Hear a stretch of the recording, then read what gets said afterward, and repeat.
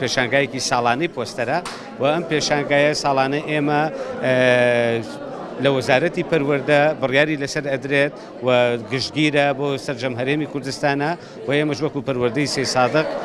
ویسمان ینی ئەم پەیامایی کە هەیە ئەم پەیامێکە لە مامۆستایان کە ئەیانەوێت بیگەێنن مامۆستایانی هونەر بەگشتی لە ڕێی پۆستەرەکانیانەوە ئەتوانن بەشدار بن بۆ ئێمە لە کۆبوونەوەیەکە بڕیارمان ناکە پۆستەرەکانیان ئازاد بێت و خستمانە ڕۆژێکەوە کە نزیک بوو بە کارەساتی چنار و هێمن بۆیە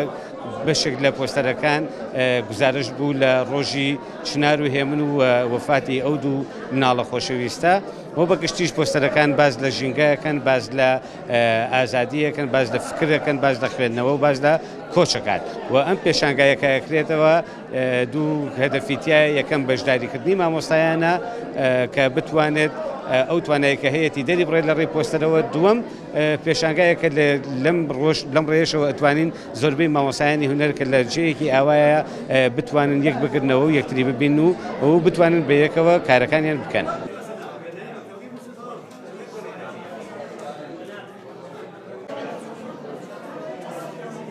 بەڵێ من پێشانگای پۆستەرە بەشداریم کردووە لە قوتابخانەی وەلی دیێوانە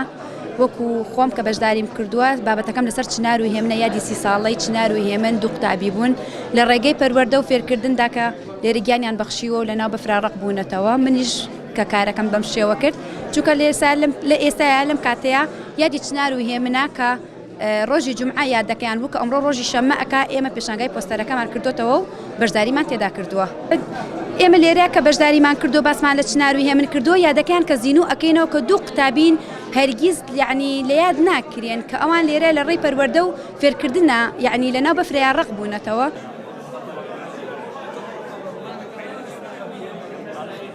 لە پێشەگایە بەشداریم کردووە بە پۆستەرێک لەسەر چنار و هێمنە. گرنگیان پۆستەرە لەوەیە کە یادکردنەوەی ئەم یادە دووبارە ئەکرێتەوانێ بۆ نەوەکانی داهاتوو کە تا بزانن ئەم دوو قوتابیە کە لە کاتی خۆیان بە بەفر کۆچی دواییان کردووە لە ڕێگەی زانست و پەروەردە.